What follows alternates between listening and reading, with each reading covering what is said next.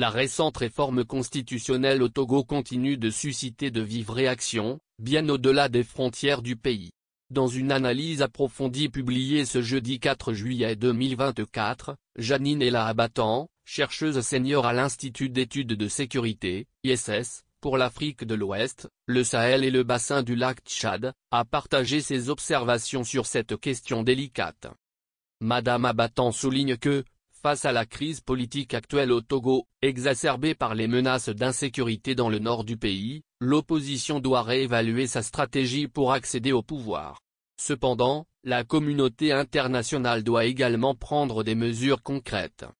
Le groupe des 5, Union européenne, France, Allemagne, Programme des Nations Unies pour le développement et États-Unis, et les organisations régionales, notamment la CEDEAO, doivent réfléchir à leur réponse face au développement au Togo.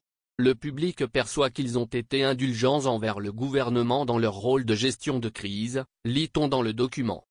Les organisations de la société civile et les analystes, tant au Togo qu'à l'échelle régionale, critiquent la CEDEAO pour ses actions incohérentes.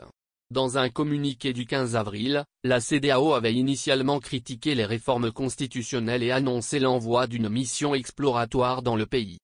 Le lendemain, elle a rétracté ce communiqué, atténué sa déclaration et annoncé l'envoi d'une mission d'enquête au Togo. Cela renforce la perception publique d'une organisation qui sert les intérêts des chefs d'État et applique des doubles standards, en fermant les yeux lorsque certains dirigeants minent la démocratie tout en réprimant les pays après des coups d'État militaires, déclare Janine Ella Abatan.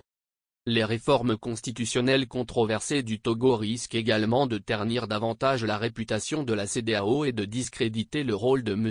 Gnassingbé en tant que médiateur entre la CEDEAO et l'Alliance des États du Sahel, composée des pays récemment touchés par des coups d'État, Mali, Niger et Burkina Faso, a-t-elle ajouté.